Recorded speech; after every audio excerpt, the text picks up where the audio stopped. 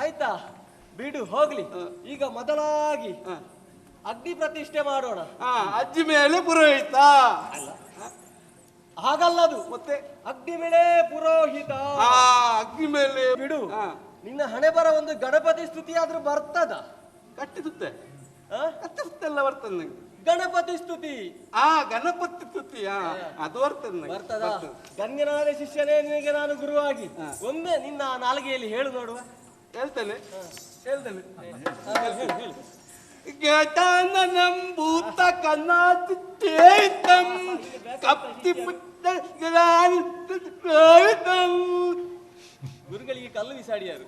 ಸಾಕು ಮಾಡು, ಇನ್ನೊಂದು ಸಲ್ಲತ್ತ ಬೇಡ, ನಾನೇ ಹೇಳುತ್ತೇನೆ. ಎಲ್ಲರೂ ಶುದ್ಧ ಮನಸ್ಕರಾಗಿ ಹೇಳಿ.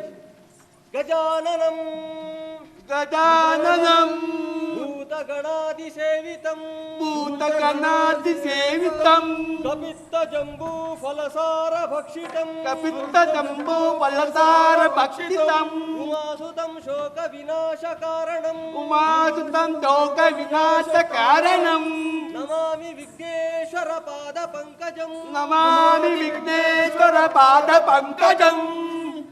ಇನ್ನೇನು? ಇನ್ನು ಸಂಕಲ್ಪ. ಸಂಕಲ್ಪ ಅಲ್ಲ, ಧೂಮಪ್ಪ. ಸುಮ್ಮನೆ ಕುಳಿತುಕೋ. ಸಂಕಲ್ಪ ಸಂಕಲ್ಪ. ಆಗಮಾರ್ಥಾಂತು ದೇವಾನಾಂ ಗಮನಾರ್ಥಾಂತು ರಾಕ್ಷಸಂ ಇಂದ್ರಾಯ ಸ್ವಾಹ ಇಂದ್ರಾಯ ಸ್ವಾಹ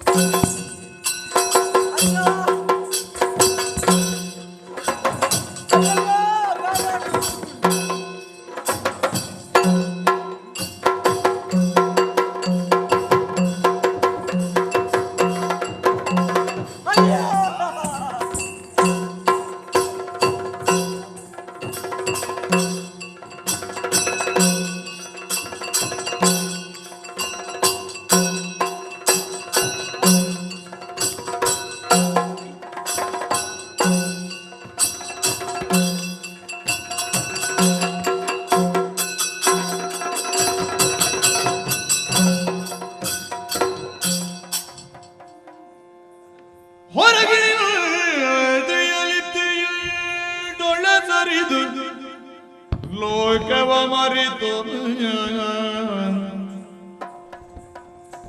ಯೋಗದೊಳಿರುವ ಮುನಿ ಜಾಬಾಲಿ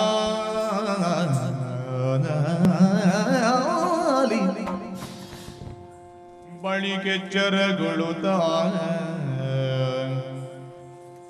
ಜನರ ಗೋಳಿನ ಸಿಡಿಲ ಕೊಯ್ಲಿಗೆ ಗುಣವನದೇ ತತ್ತರಿಸಿದ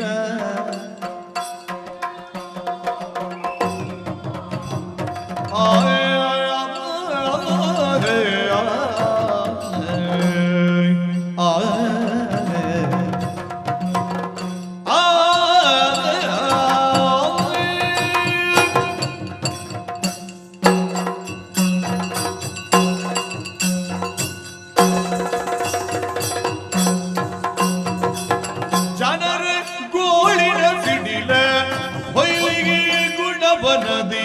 ತತ್ತರಿಸಿದನು ಕಣ್ಣಿನೊಳು ಜಲ ಬಿಳಿದುದು ವಿರಾಗಿಗೆ ಮನವು ಕರಗಿ ಕಣ್ಣಿನೊಳು ಜಲ ಬಿಳಿದುದು ವಿರಾಗಿಗೆ ಮನವು ಕರಗಿ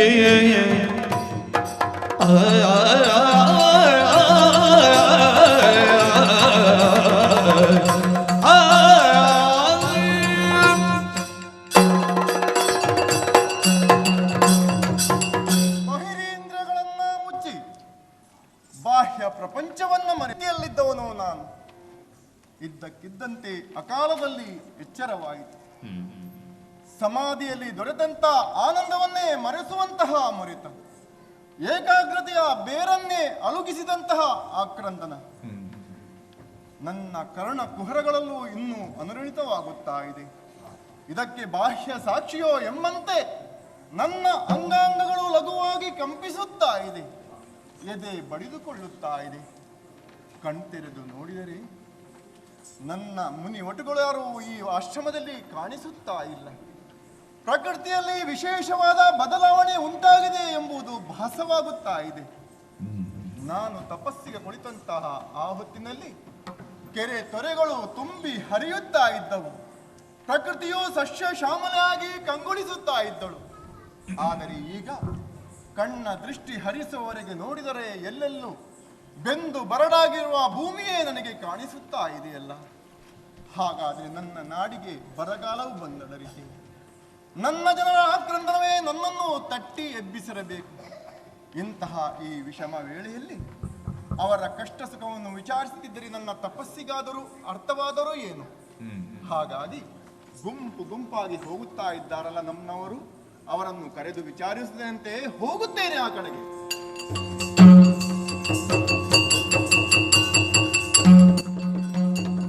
ಹಸಿವಿನ ಬಾಧೆಯ ತಾಳದೆ ಕುಸಿಯುತ್ತ ಫಲ ಬರುತ್ತಂಡದೆ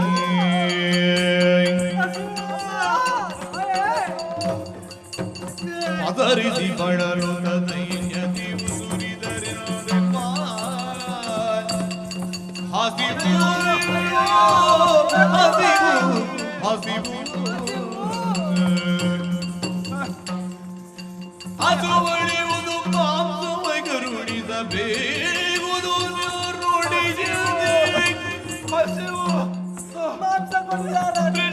ಮಾಂಸವನ್ನು ಬದುಕಿಸುವುದು ನೀವೇನು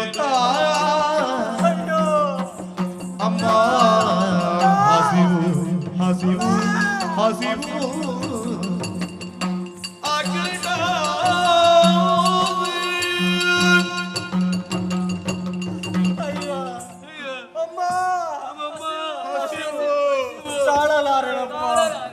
ಬಾಯಾರಿಕೆ, ಗಂಟಲು ಒಳಗಿದೆ, ಹೊಟ್ಟೆ ಹಸಿದಿದೆ, ತಿನ್ನುವುದಕ್ಕೆ ಏನೂ ಇಲ್ಲ.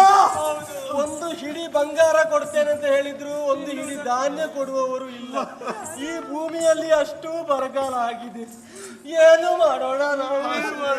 ಅಯ್ಯೋ ಅಯ್ಯೋ ಅಯ್ಯೋ, ಅದ್ಯಾರಲ್ಲಿ ಬರುತ್ತಿರುವುದು? ಎಲ್ಲಿ ಎಲ್ಲಿ? ಬರ್ತೇನೆ ಬರ್ತೇನೆ, ಅವಸರ ಮಾಡಬೇಡಿ, ಅವಸರ ಮಾಡಬೇಡಿ. ಅಯ್ಯ, ಯಾರಪ್ಪ ಇವ? ಯಾರಯ್ಯ ನೀನು? ಯಾರಯ್ಯ ನೀನು? ನಾನು ನಿಮಗೆ ಹಸಿವಿನಿಂದ ಬಳಲುತ್ತಾ ಸ್ವಲ್ಪ ಏನನ್ನು ತಿನ್ನುತ್ತಿರುವಿ? ಏನು? ಹೌದು, ಕೈಯಲ್ಲಿ ತಿನ್ನುತ್ತಿದ್ದಾನೆ. ಸ್ವಲ್ಪ ಕೊಡು. ಇದು ನೀವು ತಿನ್ನುವಂತ ಆಹಾರ ಅಲ್ಲ. ಮತ್ತೆ ಮತ್ತೆ ಇದು ಮನುಷ್ಯರು ತಿನ್ನಬಾರ್ದು. ನೀನು ಮನುಷ್ಯನಲ್ಲ. ನಾನು ಮನುಷ್ಯ. ನಿಮಗೆ ಬೇಕಿದ್ದರೆ ನೀವೇ ಆಹಾರವನ್ನು ಸಂಗ್ರಹ ಮಾಡಿ. ಇಲ್ಲ, ನಾನು ಕೊಡುವುದಿಲ್ಲ. ನಮಗೆ ಅಷ್ಟು ಬಲ ಇಲ್ಲ ಆಹಾರ ಹುಡುಕುವಷ್ಟು. ಕೊಡದಿದ್ರೆ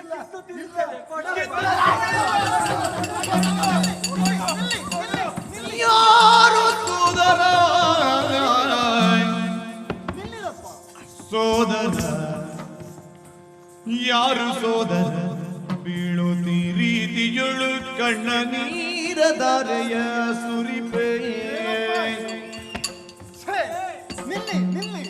ಕಣ್ಣ ನೀರದಾರೆಯ ಸುರಿಪೆ ಕಾರಣವೇನು ವಿಸ್ತಾರದಿ ಬೇಡರ ಕಾರುಣ್ಯ ನಿಧಿಯು ನೋಡಿ ಕಾರುಣ್ಯ ನಿಧಿಯ ನೋಡಿ ಸೋದರೇ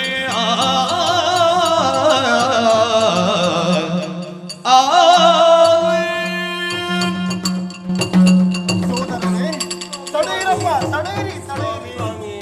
ಏನು ಮಾಡುತ್ತಾ ಇದ್ದೀರಿ ನೀವು? ಏನು ಮಾಡೋಣ ಹೇಳಿ ಸ್ವಾಮಿ. ಈ ನಾಡಿನ ಪ್ರಜೆಗಳಲ್ಲವೇ ನೀವು? ಹೌದು ಸ್ವಾಮಿ. ಕೂಡಿಕೊಂಡು ಸಹಬಾಳ್ವೆಯನ್ನು ಮಾಡಬೇಕಂತ ನೀವೇ ಈ ರೀತಿಯಾಗಿ ಕಚ್ಚಾಡುತ್ತಾ ಇದ್ದೀರಿ. ಅಂತ ದುಸ್ಥಿತಿ ಒದಗಿ ಬಂತು ಸ್ವಾಮಿ. ಅದು ಯಾಕಾಗಿ?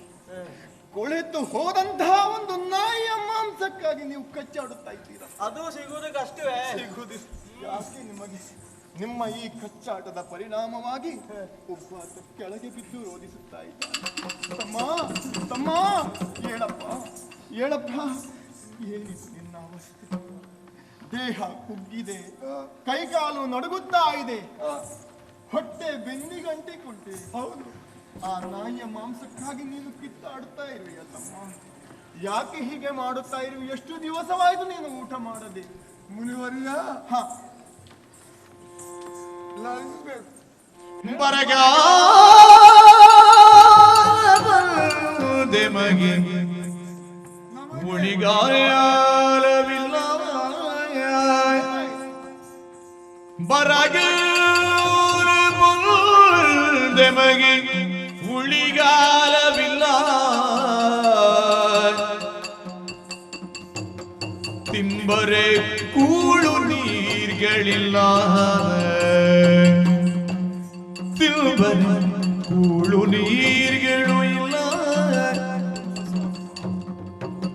ತರಳರಿದಿನ ಪ್ರಾಣ ತೊರೆದರು ಹಸಿವು ಹಸಿವು ಹಸಿವು ಎಡೊರಲಿ ಬೇಡುತ್ತ ಮುನಿಯೇ ತರಳರಿ ದಿನ ಪ್ರಾಣ ತೊರೆದರು ಹಸಿವು ಎಡೊರಲಿ ಬೇಡುತ್ತ ಮುನಿಯೇ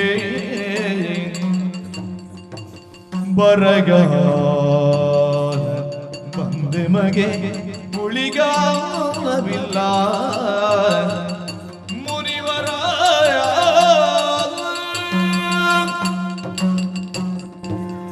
ಓ ಮುನಿವರನೇ, ನನ್ನ ಕಷ್ಟಗಳನ್ನು ಬಣ್ಣಿಸಲು ಬಲವಿಲ್ಲವಂತಾಗಿ ಏನಾಯ್ತಪ್ಪ ನಿಮಗೆ? ಬರಗಾಲ ಬಂದಳಸಿ ಭೂಮಿಯೊಂದು ಬವಣೆಯ ಬೀಡಾಗಿದೆ ಜಿಯ.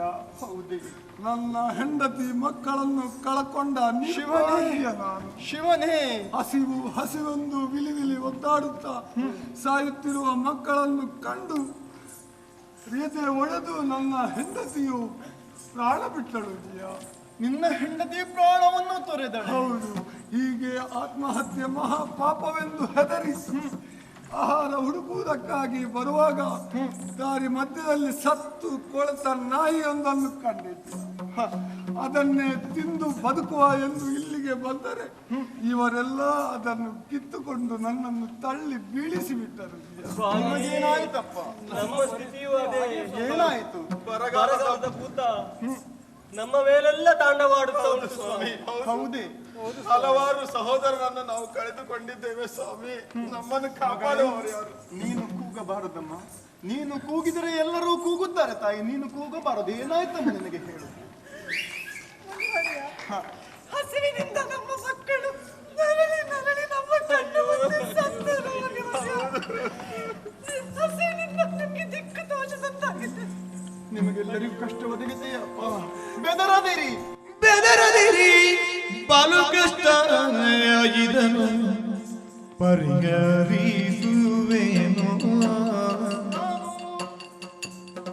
ಬೆದರದಿರಿ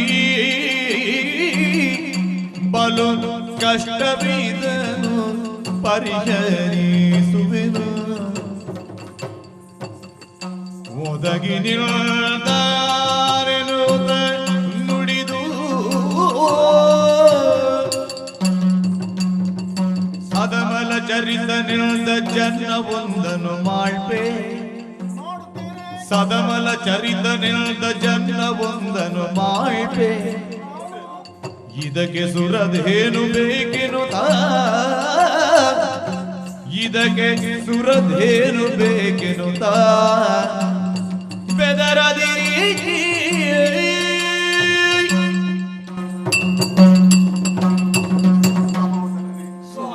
ನಿಮ್ಮ ಕರುಣೆಯ ಕಥೆಯನ್ನು ಕೇಳುವಾಗ ನನ್ನ ಎದೆಯೇ ಒಡೆದು ಹೋಗುತ್ತಾ ಇದೆ. ಹೌದೇ ಸ್ವಾಮಿ? ಕಷ್ಟ ಬರುವುದು ಮನುಷ್ಯರಿಗಲ್ಲದೆ ಮರ ಗಿಡಗಳಿಗೆ ಬರುವುದಕ್ಕೆ ಸಾಧ್ಯ ಉಂಟೆ? ನಮಗೆ ಬರಗಾಲ ಬಂದಿದೆ, ಅದಕ್ಕಾಗಿ ನಾವು ಬವಣೆಯನ್ನ ಪಡುತ್ತಾ ಇದ್ದೇವೆ. ಆದರೆ ಕಣ್ಣೀರನ್ನೇ ಸುರಿಸುತ್ತಾ ನಾವು ಇಲ್ಲೇ ಇದ್ದೀವಿ ಅಂತಾದ್ರೆ ಪರಿಹಾರವನ್ನು ಹೇಗೆ ಕಂಡುಕೊಳ್ಳುವುದು? ಹೇಗೆ ಪರಿಹಾರ ಸ್ವಾಮಿ ಇದಕ್ಕೆ? ನೀವೆಲ್ಲ ಹೆದರಬಾರದು, ಪರಿಹಾರವನ್ನು ನಾನು ಕೈಗೊಳ್ಳುತ್ತೇನೆ. ಅಷ್ಟರವರೆಗೆ ಸೈರಣೆಯಿಂದ ನೀವೆಲ್ಲರೂ ಇದ್ದುಕೊಳ್ಳಬೇಕು. ಏನು ಮಾಡ್ತೀರಿ ಸ್ವಾಮಿ ಇದರ ನಿವಾರಣೆಗೆ? ಒಂದೇ ಒಂದು ಕಾರ್ಯ ಇರುವುದಪ್ಪ. ಅದು ಯಜ್ಞವೊಂದನ್ನು ನಾನು ಕೈಗೊಳ್ಳುವ ತೀರ್ಮಾನವನ್ನ ಕೈಗೊಂಡಿದ್ದೇನೆ. ಅದು ಮುಗಿಯುವವರೆಗೆ ನನ್ನ ತಪಶಕ್ತಿಯಿಂದ ನಿಮ್ಮನ್ನು ನಾನು ಬದುಕಿಸುತ್ತೇನಪ್ಪ. ಸ್ವಾಮಿ, ಅದಕ್ಕೆಲ್ಲ ಬೇಕಾದ ವಸ್ತುಗಳೆಲ್ಲ ಬೇಕಲ್ವ ಸ್ವಾಮಿ? ವಸ್ತುಗಳು ಅದನ್ನೆಲ್ಲ ನೀವು ಎಲ್ಲಿಂದ ತರ್ತೀರಿ ಸ್ವಾಮಿ? ನಿಮ್ಮ ಮಾತು ಸತ್ಯವೇ. ಒಂದು ಯಜ್ಞವನ್ನು ನಡೆಸುವುದಷ್ಟು ಸಾಮಾನ್ಯವೇನೂ ಅಲ್ಲ. ಅದಕ್ಕೆ ಬೇಕಾದಂತ ನೈವೇದ್ಯಗಳು, ಬೆಣ್ಣೆ ತುಪ್ಪಾದಿಗಳೂ ಬೇಕು. ಆದರೆ ಈ ಬರಡಾದ ಈ ಪ್ರದೇಶದಲ್ಲಿ ಅದೆಲ್ಲವೂ ದುರ್ಲಭವಾಗಿರುವುದರಿಂದ ಹೋಗುತ್ತೇನೆ ದೇವಲೋಕಕ್ಕೆ. ಯಾವಾಗಲೂ ನಮಗೆ ಕಷ್ಟ ಬಂದಾಗ ದೇವತೆಗಳು ನಮಗೆ ಸಹಾಯ ಹಸ್ತವನ್ನು ನೀಡಿದವರು. ಈವಾಗಲೂ ಅಷ್ಟೇ ಸುರಧೇನುವನ್ನು ಧರೆಗಿಳಿ ತರಿಸಿ ಯಜ್ಞವನ್ನು ಸಾಂಗವಾಗಿ ನೆರವೇರುವಂತೆ ಮಾಡುತ್ತೇನೆ.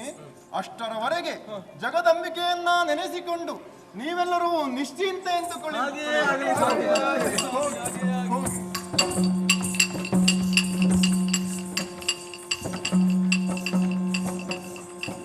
ನೊಂದವರ ಕಣ್ಣೀರನ್ನು ಒರೆಸಿ ಅವರಿಗೆ ಸಾಂತ್ವನವನ್ನು ನೀಡಿ ಆಯಿತು. ಹೋಗಬೇಕಲ್ವೇ ಸ್ವರ್ಗಕ್ಕೆ? ನನ್ನ ತಪಸ್ಸಿನ ಒಂದಂಶವನ್ನು ಉಪಯೋಗಿಸಿಕೊಂಡು ಜ್ಯೋತಿರ್ಮಯ ಶರೀರಿಯಾಗಿ ಏರುತ್ತೇನಂತೆ ಸ್ವರ್ಗವನ್ನು.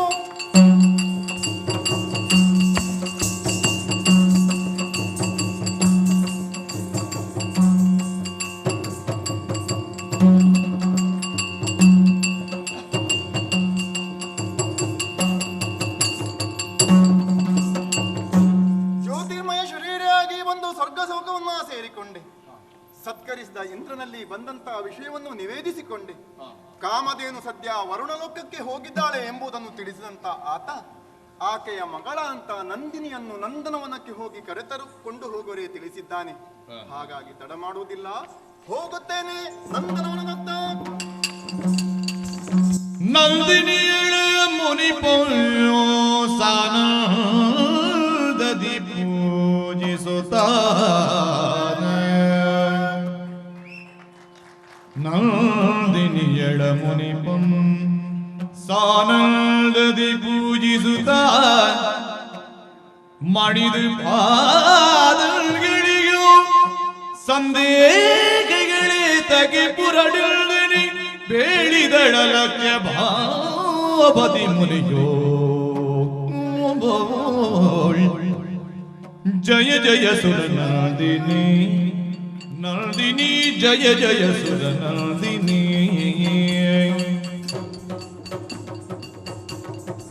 ಜಯ ಜಯ ಕರುಣಾಮಯ ಬರಡ ತಿಳಿಯಲು ದಯದಲ್ಲಿ ತಲಗಲು ಬಾರೋ ಕೃಪೆಯಲಿ ಜಯ ಜಯ ಸುರ ನಂದಿನಿ ಅಮ್ಮಾಯ ನಂದಿನಿ ಜಯ ಆಯ ಆಯ ಆಯ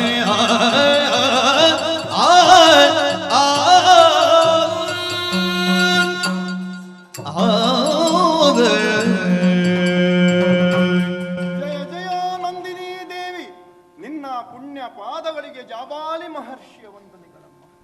ಓಹೋ, ಮಹರ್ಷಿ ಜಾಬಾಲಿ ಅವರು? ಹೌದು ತಾಯಿ. ಏನಿದು ಅಪೂರ್ವ ಆಗಮನ! ಸ್ವರ್ಗಲೋಕಕ್ಕೆ ನೀವು ಎಷ್ಟೋ ಸಲ ಬಂದಿರುವಿರಿ ಮಹರ್ಷಿಗಳೇ. ಹೌದು ತಾಯಿ. ಆದರೆ ಈ ನಂದನವನ ಇದುವರೆಗೆ ತಮ್ಮ ಪಾದ ಧೂಳಿಯಿಂದ ಪುನೀತವಾದದ್ದಿಲ್ಲ. ಇಂದು ತಾವಿಲ್ಲಿಗೆ ಬರಲು ಕಾರಣವೇನು ತಿಳಿಸಬಹುದೇ? ಅಮ್ಮ, ಮುನಿವರ, ಏನೆಂದು ಹೇಳಲಿ ತಾಯಿ. ಭೂಲೋಕ ಬರಗಾಲದಿಂದ ಬೆಂದು ಹೋಗಿದೆಯಮ್ಮ. ಓಹೋ, ತಿನ್ನಲು ಆಹಾರವಿಲ್ಲದೆ ಜನರೆಲ್ಲ ನರಿನಾಯಿಗಳ ಮಾಂಸವನ್ನೇ ಕಿತ್ತು ತಿನ್ನುತ್ತಿದ್ದಾರೆ ತಾಯಿ. ಕುಡಿಯಲು ನೀರಿಲ್ಲದೆ ತಮ್ಮ ಕಣ್ಣ ಕಂಬನಿಯನ್ನೇ ಕುಡಿಯುತ್ತಿದ್ದಾರಮ್ಮ. ಮಳೆ ಇಲ್ಲದೆ ಬೆಳೆ ಇಲ್ಲ, ಬೆಳೆ ಇಲ್ಲದೆ ಬಾಳಿಲ್ಲ. ನಿಸರ್ಗದಲ್ಲಿ ಹಸಿರು ಎಂಬುದು ಇಲ್ಲ ಅಂತಾದ್ರೆ ಜೀವಿಗಳು ಜೀವನದಲ್ಲಿ ಜೀಗುಡಬೇಕಾಗುತ್ತದೆ ತಾಯಿ. ಸದ್ಯ ಮರ್ತ್ಯಲೋಕ ಕ್ಷಾಮ ಪೀಡಿತವಾಗಿದೆಯಮ್ಮ. ಯಜ್ಞದಲ್ಲಿ ಮಂತ್ರಪೂರಿತವಾದಂತ ಯಜ್ಞವನ್ನು ಮಾಡುವುದರಿಂದ ಸಂತುಷ್ಟರಾದಂತಹ ದೇವತೆಗಳು ಲೋಕಕ್ಕೆ ಸೃಷ್ಟಿಯನ್ನು ಮಾಡುತ್ತಾರೆ ಎಂಬುದು ಶಾಸ್ತ್ರವಚನ. ಅಮ್ಮ, ಆ ಬರಗಾಲವನ್ನ ನಿವಾರಿಸುವುದಕ್ಕಾಗಿ ನಿನ್ನ ತಾಯಿಯನ್ನು ಕರೆದುಕೊಂಡು ಹೋಗುವರೇ ನಾನು ಇಲ್ಲಿಗೆ ಬಂದೆನಮ್ಮ. ಆದರೆ ಆಕೆ ವರುಣಲೋಕಕ್ಕೆ ಹೋಗಿದ್ದಾಳೆ ಎಂಬುದನ್ನು ಇಂದ್ರನೇ ಸೂಚಿಸಿದ. ಹಾಗಾಗಿ ಅವಳಷ್ಟೇ ಮಹಿಮಾನ್ವಿತಳಾದಂತ ನಿನ್ನನ್ನು ಕರೆದುಕೊಂಡು ಹೋಗುವರೇ ಆತನೇ ಸೂಚಿಸಿದ್ದಾನಮ್ಮ. ಗಾವೋ ವಿಶ್ವಸ್ಯ ಮಾತರು. ಹೆತ್ತ ತಾಯಿಯೊಬ್ಬಳು ತನ್ನ ಕಂದನಿಗೆ ಸಣ್ಣದಿರುವಾಗ ಮಾತ್ರ ಹಾಲನ್ನು ಕೊಡುತ್ತಾಳಂತೆ. ಆದರೆ ಹಸುವೊಂದು ಮನುಷ್ಯ ಹುಟ್ಟಿ ಬೆಳೆಯುವವರೆಗೆ ತನ್ನ ಹಾಲನ್ನು ನೀಯುತ್ತಾ ಆತನನ್ನು ಸಾಕುತ್ತಾಳಂತಮ್ಮ. ಆದ್ದರಿಂದಲೇ ದೇನುವನ್ನ ಲೋಕದಲ್ಲಿ ಮಾತೆಯ ಸ್ಥಾನದಲ್ಲಿಟ್ಟು ಪೂಜಿಸುತ್ತಾರೆ ತಾಯಿ. ಮಾತೆ, ಭುವಿಯ ಅಳಲನ್ನು, ಭುವಿಯ ಜನರ ಬವಣೆಯನ್ನು ನನಗೆ ತಡೆಯಲು ಸಾಧ್ಯವಿಲ್ಲವಮ್ಮ. ಸಸ್ಯ ಶ್ಯಾಮಲೆಯಾದ ಗೋಮಿನಿಯು ಯಾಮಿನಿಯ ರಣಭೂಮಿಯಂತೆ ಕಾಣುತ್ತಿದ್ದಾಳೆ. ಗೋಕುಲದ ಸಮೃದ್ಧಿಯಿಂದ ಕಂಗೊಳಿಸಬೇಕಾದಂತ ಕಾಶ್ಯಪಿ ಕಂಗೆಟ್ಟು ಹೋಗಿದ್ದಾಳಮ್ಮ. ಆ ಭೂಮಿಯ ಜನರ ಬವಣೆಯನ್ನು ನಿವಾರಿಸುವುದಕ್ಕಾಗಿ, ಅವರ ನೋವನ್ನು ನಿವಾರಿಸುವುದಕ್ಕಾಗಿ ಕಾಮಧೇನುವಿನ ಮಗಳಾದಂತಹ ನೀನು ಹೋಮಧೇನುವಾಗಿ ಇಳಗಿಳಿದು ಬಾ ತಾಯಿ, ಇಳಗಿಳಿದು ಬಾರಮ್ಮ. ಸ್ವಾಮಿ, ನಾನು ಭೂಲೋಕಕ್ಕೆ ಬರಬೇಕೆ? ಹೌದು ತಾಯಿ. ಅದು ಮಾತ್ರ ಸಾಧ್ಯವಿಲ್ಲ. ಯಾಕಮ್ಮ ಇಂಥ ನಿಷ್ಠುರವಾದ ನುಡಿಗಳು? ಜಾಬಾಲಿ, ಸರ್ವಭೂತ ದಯಾಪರನಾದ ನೀನು ನನ್ನನ್ನು ಬರ ಹೇಳಿದರಲ್ಲಿ ಆಶ್ಚರ್ಯವೇನಿಲ್ಲ, ತಪ್ಪೂ ಅಲ್ಲ. ಆದರೆ ನಾನು ಸಾಧಕ ಬಾಧಕಗಳನ್ನು ವಿವೇಚಿಸಿದಾಗ ಭೂಮಿಗಿಳಿಯಲು ನನ್ನ ಮನಸ್ಸಾಕ್ಷಿ ಒಪ್ಪುವುದಿಲ್ಲ. ಭೂಮಿಯಲ್ಲಿ ನೀನು ಕಂಡ ಕೆಡುಕಾದರೂ ಏನು ತಾಯಿ? ಕೆಡುಕು ಒಂದಲ್ಲ, 1000 ಹೇಳಿಯೇನು. ಭೂಲೋಕ ಕೃತಜ್ಞರ ಮಂದಮತಿಗಳ ನೆಲವೀಡಾಗಿದೆ. ಕೃತಜ್ಞರು ಕೆಟ್ಟವರು ಭೂಮಿಯಲ್ಲಿ ಇದ್ದಾರೆಯೇ ತಾಯಿ? ಅವರು ಯಾರು ಅಂತ ಒಂದು ಹೇಳುತ್ತಿದ್ದರೆ ನಾನು ಯೋಚಿಸುತ್ತಿದ್ದೆ ನಮ್ಮ. ಉದಾಹರಣೆ ಬೇಕೇ? ಈಗ ಇರುವವರಲ್ಲ, ಮತ್ತೆ ಹಿಂದೆ ಮೆರೆದವರ ನಿದರ್ಶನ ಬೇಕೇ? ಹಿಂದೆ ಮೆರೆದವರ ತಾಯಿ ಯಾರಮ್ಮ ಅವರು? ಧರಣಿ ಬಲಕಾರ್ತವೀರ್ಯ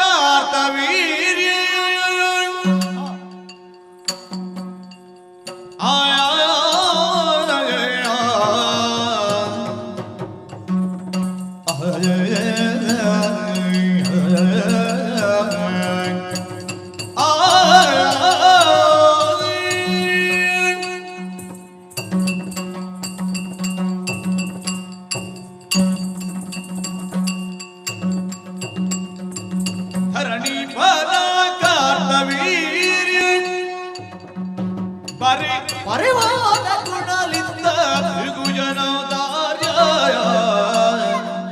ಬರೇ ಪರಿವಾರ ಗುಣಲಿಂದ ತ್ರಿಭುಜನೌದಾರ್ಯ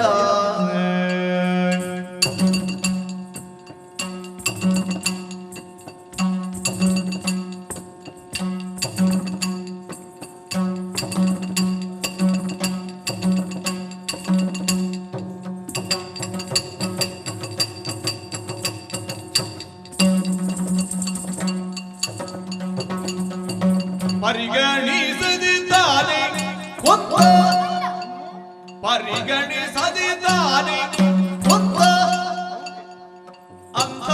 ವರುಣರ ಧರಣಿ ಬಾರಿನು ಸಾವದಿಂದ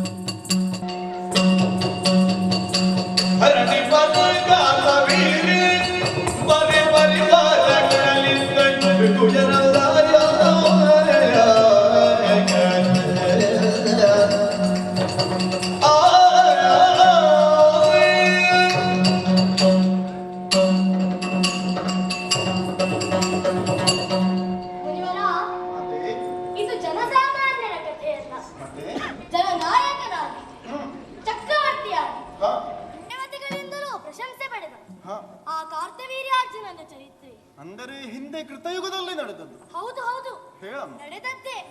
ನಾನು ಸೃಷ್ಟಿಸಿದ್ದಲ್ಲ. ಹ, ಅದೆಷ್ಟೋ ಸಾವಿರ ವರ್ಷಗಳ ಕಾಲ ಭೂಮಂಡಲವನ್ನು ಚಕ್ರವರ್ತಿಯಾಗಿ ಆಳಿದ ಹ, ಆ ಕಾರ್ತವೀರ್ಯ ಹ್ಮ್, ಬೇಟೆಗೆಂದು ಕಾಡಿಗೆ ಹೋದವ. ಹ, ಜಮದಗ್ನಿ ಮಹರ್ಷಿಗಳ ಆಶ್ರಮಕ್ಕೆ ಭೇಟಿ ನೀಡಿದ. ಹ, ಅತಿಥಿಗಳನ್ನು ದೇವರೆಂದೇ ಪರಿಭಾವಿಸುವ ಹ್ಮ್, ಉನ್ನತ ಸಂಸ್ಕಾರ ಹೊಂದಿದ ಆ ಭೃಗುವಂಶೀಯ ಹ, ಅರಸನ ಬಹುದೊಡ್ಡ ಪರಿವಾರಕ್ಕೆ ಭೋಜನ ನೀಡಿದನು. ಹ್ಮ್, ತಾನು ಪರಿನಾಶನಿಯೇ ಆದನು. ಹ್ಮ್, ರಾಜ ಪರಿವಾರಕ್ಕೆ ಷಡ್ರಸೋಪೇತ ಮೃಷ್ಟಾನ್ನ. ಹ್ಮ್. ಆಹಾಹಾ, ಎಂತಹ ಔದಾರ್ಯ! ಅಮ್ಮ, ಮುನಿವರ, ಆ ಭೋಜನ ವ್ಯವಸ್ಥೆ ಎಲ್ಲ ನಿನ್ನ ವಂಶೀಯಳಾದ ಒಬ್ಬ ದಿವ್ಯ ದೇನುವಿನ ಮಹಿಮಾ ಪ್ರಸಾದವೆಂದೇ ನಾನು ಕೇಳಿದ್ದೇನಮ್ಮ. ಹೌದು, ಆಕೆ ಶಬಲೆ ಎಂಬವಳು ಹ. ನಮ್ಮಮ್ಮನ ಪುಣ್ಯ ಸಂತಾನ. ಹ್ಮ್, ಹಾಗೆಂದು ಉಂಡು ಹಸಿವನ್ನು ನೀರಿದ ಕಾರ್ತವೀರ್ಯ ಮಾಡಿದ್ದೇನು ಗೊತ್ತೇ? ಏನು ಮಾಡಿದನಮ್ಮ? ಉಂಡವನೆಯ ಗಳ ಎಣಿಸುವ ಕೆಲಸ. ಹಾಗೆಂದರೆ ಮತ್ತೇನು? ಪುಣ್ಯ ಧೇನುವಿನ ಮಹಿಮೆಯನ್ನು ತಿಳಿದು ಆಕರ್ಷಿತನಾದ. ಹ, ಆ ಧೇನು ತನಗೆ ಬೇಕೆಂದ. ಹ್ಮ್, ಜಮದಗ್ನಿ ತನಗೆ ಆಕೆಯನ್ನು ಅನ್ಯರಿಗೆ ಕೊಡುವ ಅಧಿಕಾರವಿಲ್ಲವೆಂದರು ಹ, ಲಕ್ಷಿಸದೆ ಬಲಾತ್ಕಾರದಿಂದ ಸೆಳೆದೊಯ್ದ. ಹ್ಮ್. ಇಂತಹ ಕೃತಜ್ಞ ಪರಂಪರೆಯ ಧರೆಗೆ ನಾನು ಬರಲಾರೆ. ಮಾತೆ, ಮುನಿವರ, ಕಥೆಯನ್ನೇಕೆ ಮೊಟಕುಗೊಳಿಸ್ತಾ ಇರುವೆ ತಾಯಿ? ಅಂದರೆ ದುಷ್ಟನ ಅಂತ ಕಾರ್ತವೀರನನ್ನ ಜಮದಗ್ನಿಯ ಮಗ ಅಂತ ಪರಶುರಾಮ ಕೊಂದ. ಹ, ಆ ಸೇಡನ್ನ ತೀರಿಸಿಕೊಳ್ಳುವುದಕ್ಕೆ ಹ್ಮ್, ಕಾರ್ತವೀರನ ಮಕ್ಕಳು ಜಮದಗ್ನಿಯ ತಲೆಯನ್ನು ಕಡಿದರು. ಹ, ಇದನ್ನು ತಿಳಿದಂತ ಪರಶುರಾಮ ಕಾರ್ತವೀರನ ಸಂಸಾರವನ್ನೇ ನಿಸ್ಸಂಸಾರವನ್ನಾಗಿ ಮಾಡಿ 21 ಸಲ ಭೂ ಪ್ರದಕ್ಷಿಣೆಯನ್ನು ಮಾಡಿ ಸಕಲ ಕ್ಷತ್ರಿಯರನ್ನು ಕೊಂದನಲ್ಲವೇ ತಾಯಿ? ಕಥೆಯನ್ನು ಬೆಳೆಸಿದ ಮಾತ್ರಕ್ಕೆ ಕಾರ್ತವೀರ್ಯನ ಅಪರಾಧ ಕಡಿಮೆ ಆಗುತ್ತದೆ? ಹಾಗಲ್ಲವಮ್ಮ. ಮತ್ತೆ ಹೇಗೆ? ಕೃತಜ್ಞತೆ ಕ್ರೌರ್ಯಗಳ ಈ ಸರಣಿಗೆ ಅಂತ್ಯವಿಲ್ಲ ಎಂದು ಹೇಳುವುದಷ್ಟೇ ನನ್ನ ಉದ್ದೇಶವಮ್ಮ. ಹ, ಮೇಲಾಗಿ ಇಂಥ ಕಾರಣಕ್ಕಾಗಿ ನೀನು ಭೂಮಿಗೆ ಬರುವುದಿಲ್ಲ ಅಂತ ಆದ್ರೆ ಹ್ಮ್, ಈ ಸ್ವರ್ಗವಾಸವು ನಿನ್ನ ವಾಸಕ್ಕೆ ಯೋಗ್ಯವಾಗಿಲ್ಲವಮ್ಮ. ಅಂದರೆ ಇಲ್ಲಿಯೂ ಕೃತಜ್ಞರಿದ್ದಾರೆ. ಹೌದು ತಾಯಿ. ಯಾರವರು? ಭೂಮಿಯಲ್ಲಿ ಜನನಾಯಕರೇ ಕೃತಜ್ಞರಾದರೆ ಸ್ವರ್ಗದಲ್ಲಿ ಸುರನಾಯಕನೇ ಕೃತಜ್ಞನಾಗಿದ್ದಾನ. ಶಾಂತಂ ಪಾಪಂ ಶಾಂತಂ ಪಾಪಂ. ಜಾಬಾಲಿ ಮಹರ್ಷಿ ಮಾತೆ, ಸಕಲ ವೈದಿಕ ಆಚರಣೆ ಸತ್ಕರ್ಮಗಳಲ್ಲೂ ವಂದನೀಯನಾದ ಇಂದ್ರನ ಮೇಲೆ ಆರೋಪವಿದೆ. ಹೌದಮ್ಮ. ಏನಿದೆ ಆಧಾರ? ನಿನಗೆ ಆಧಾರ ಬೇಕೇ ತಾಯಿ? ನಾನು ಕೊಡು.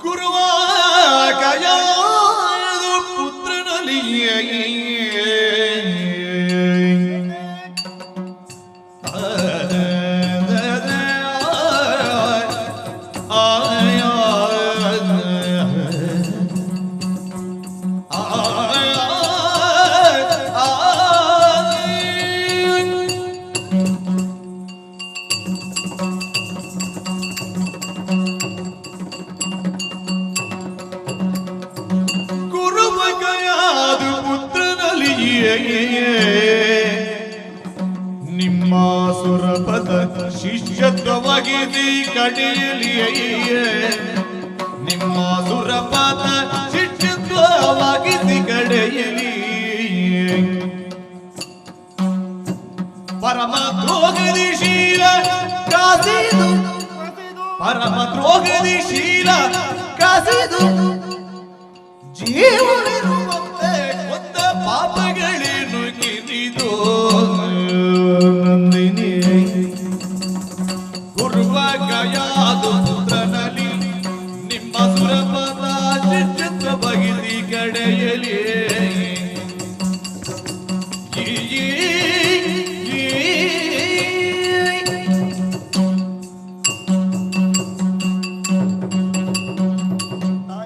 ಜಾಬಾಲಿ ಮಹರ್ಷಿ ಪರಮ ಭಾಗವತ ಅಂತ ಪ್ರಹ್ಲಾದ ಚರಿತ್ರೆ ಗೊತ್ತಲ್ವೇ? ಬಲ್ಲೆ. ಮುಂದೊಂದು ದಿನ ಶೋಣಿತಾಪುರದ ಸಿಂಹಾಸನವನ್ನೇರಿ ಹ್ಮ್, ಧರ್ಮ ಪ್ರಭುವೆಂದು ಎನಿಸಿ ಮೆರೆದ ಹ, ಪರಮ ಹರಿಭಕ್ತ ಅಂತ ಆತನ ಖ್ಯಾತಿ ಲೋಕಲೋಕಗಳಲ್ಲೂ ಪಸರಿಸಿತು. ನಿಜ. ಇದನ್ನು ತಿಳಿದಂತ ಇಂದ್ರನಿಗೆ ಮತ್ಸರ ಉಂಟಾಯಿತು. ಹೇಗಾದರೂ ಮಾಡಿ ಅವನಲ್ಲಿ ಹಗೆ ಸಾಧಿಸಬೇಕೆಂದು ತೀರ್ಮಾನಿಸಿದ. ಆದರೆ ಅಷ್ಟು ಸುಲಭ ಸಾಧ್ಯವಾಗಿರಲಿಲ್ಲವಮ್ಮ. ಯಾಕೆಂದರೆ ಮಹಾವಿಷ್ಣುವಿನ ಪೂರ್ಣ ಕಟಾಕ್ಷ ಪ್ರಹ್ಲಾದನ ಮೇಲಿತ್ತು. ಹಾಗಾಗಿ ಬಳಸುದಾರಿಯನ್ನು ಹಿಡಿದಂತ ಇಂದ್ರ ಪ್ರಹ್ಲಾದನಲ್ಲಿ ಶಿಷ್ಯವೃತ್ತಿಯನ್ನು ಪ್ರಾರಂಭಿಸಿದ. ಮನು ಮುನಿ ಮನೀಷಿಗಳಿಗೆಲ್ಲ ಧರ್ಮ ಸೂಕ್ಷ್ಮವಾದ ಸಂವಾದಕ್ಕೆಂದು ಪ್ರಹ್ಲಾದನಲ್ಲಿಗೆ ಆಗಾಗ ಬಂದು ಹೋಗುತ್ತಾ ಇದ್ದರು. ಅಂಥದ್ರಲ್ಲಿ ದೇವೇಂದ್ರ ಶಿಷ್ಯವೃತ್ತಿ ಮಾಡಿದರಲ್ಲಿ ವಿಶೇಷವೇನೂ ಇಲ್ಲವಮ್ಮ. ಗುರುವಾಗುವಂತ ಯೋಗ್ಯತೆ ಪ್ರಹ್ಲಾದನಿಗೆ ಇತ್ತು. ಶಿಷ್ಯನಾಗಿ ಆತನ ಸಂಪೂರ್ಣ ಸೇವೆಯನ್ನು ಇಂದ್ರ ಮಾಡಿದ. ಹ.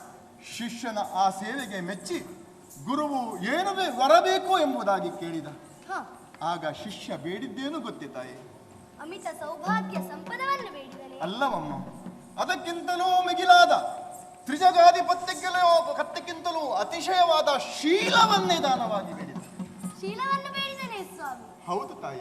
ಶೀಲವನ್ನು ಕೈ ಎತ್ತಿ ಕೊಡಲಾಗುವ ಭೌತಿಕ ವಸ್ತುವೇ? ಅಲ್ಲೇ ಇರುವುದಮ್ಮ ಸ್ವಾರಸ್ಯ. ಓಹೋ. ವ್ಯಕ್ತಿಯೊಬ್ಬನ ಉನ್ನತಿ ಅವನತಿಗಳೋಡು ಶೀಲವನ್ನೇ ಅವಲಂಬಿಸಿರುವುದಂತೆ. ಸತ್ಯ.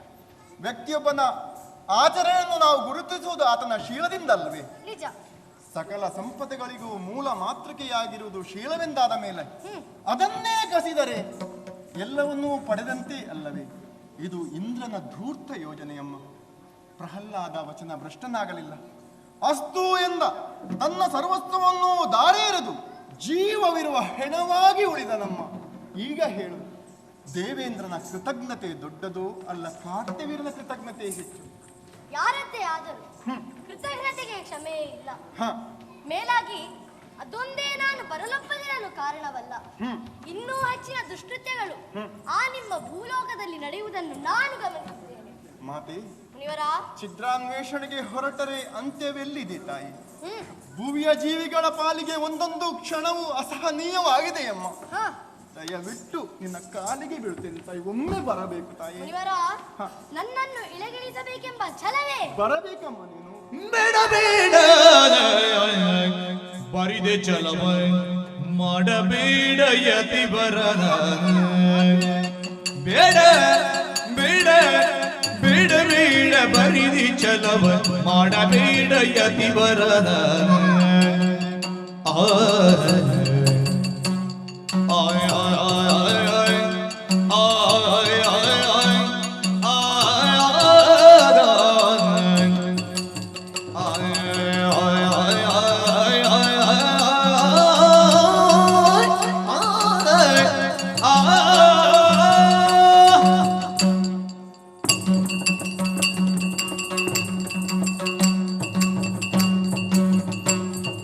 ಬೇಡ ಬೇಡ ಬರಿದು ಛಲವ ಮಾಡಬೇಡ ಯತಿವರ. ಛಲವ ಮಾಡಬೇಡ ಯತಿವರ. ರೂಢಿಯಾದ ಡ್ರಿಪರ ಚರಿತಿ ಆಡಲೇನು ಮುನಿವರ. ರೂಢಿಯಾದ ಡ್ರಿಪರ ಚರಿತಿ ಆಡಲೇನು ಮುನಿವರ. ಛಲವ ಮಾಡಬೇಡ ಯತಿವರ.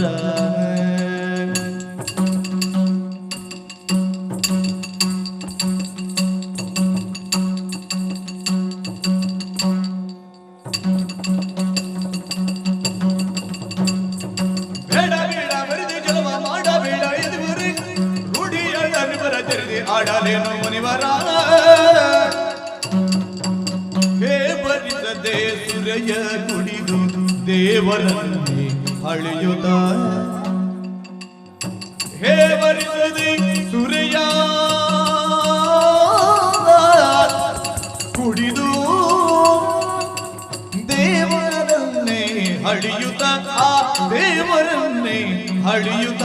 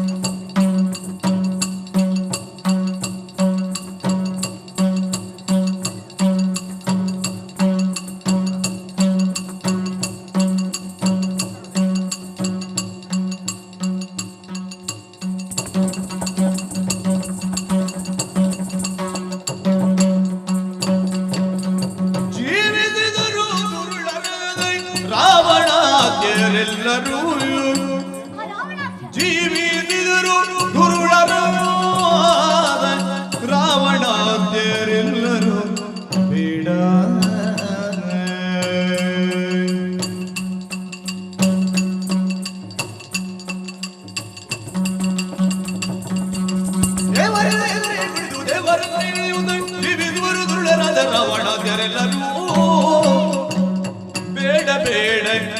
ಪರಿಧಿ ಛಲವ ಮಾಡಬೇಡ ಯತಿವರಾಗ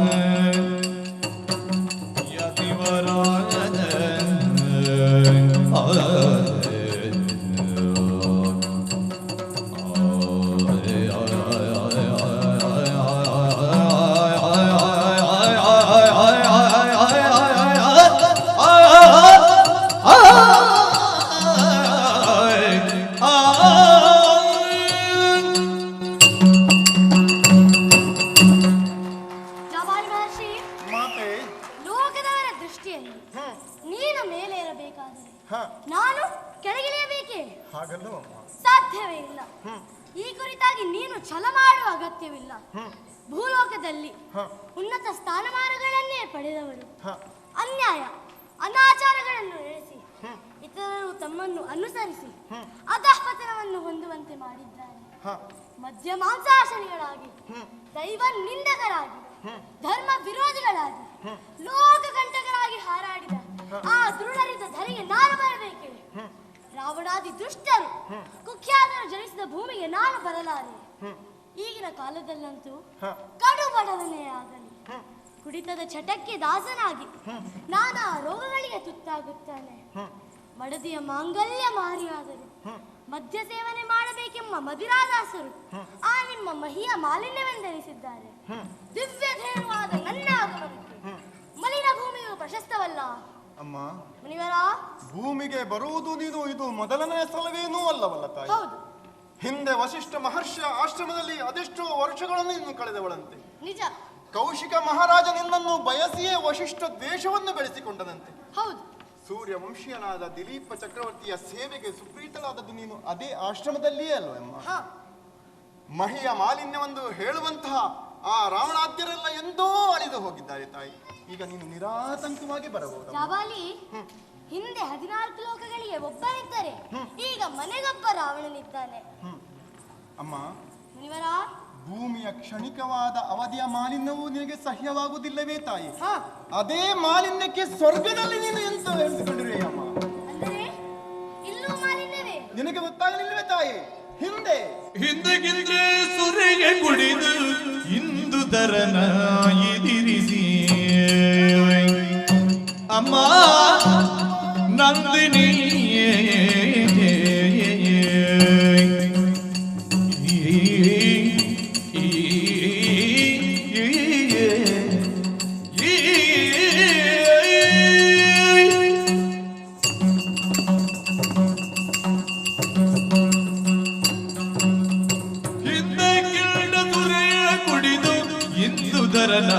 ಇದಿರಿಸಿ ಆ ಹಿಂದುದರನ ಇದಿರಿಸಿ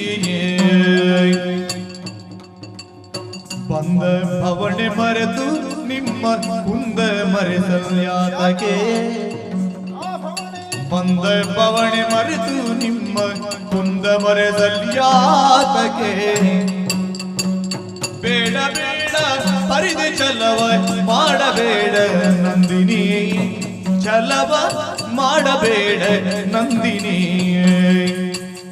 ನಂದಿನಿ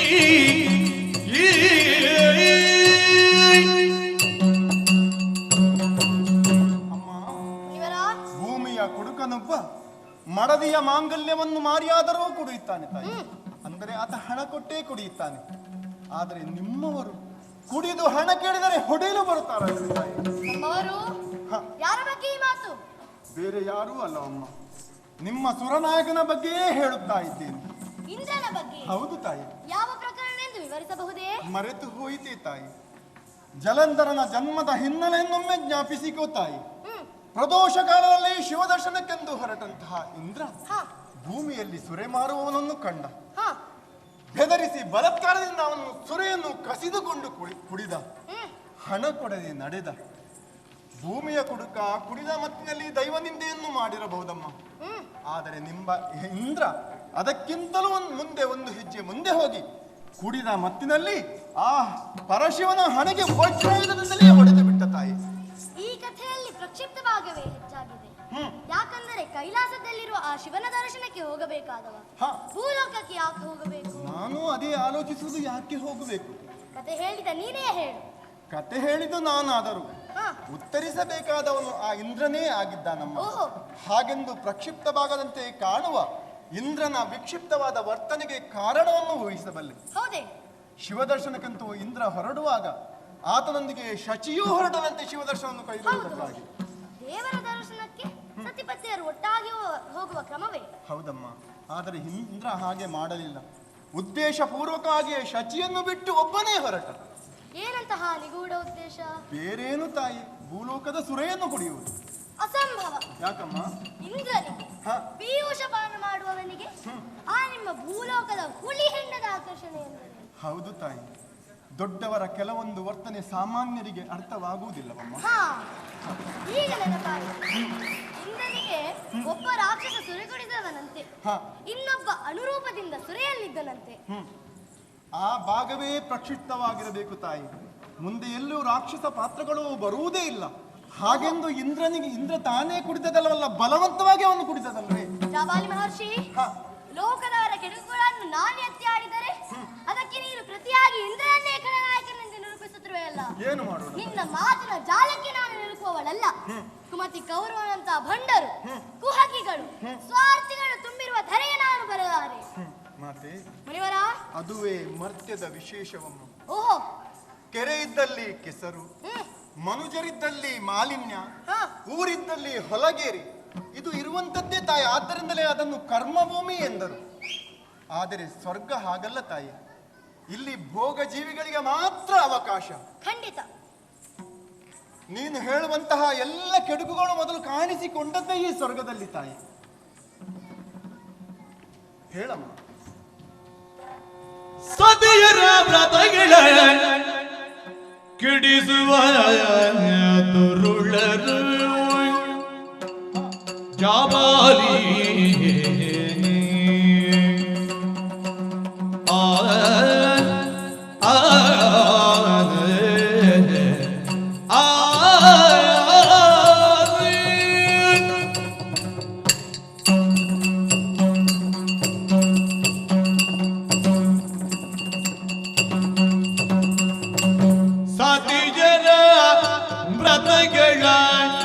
ಕೆಡಿಸುವ ದುರುಳರು ಕ್ಷಿತಿಯೋಳ್ ಉದೀಪರು ನಿರಂತರ ಕ್ಷಿತಿಯೋಳ್ ಕ್ಷಿತಿಯು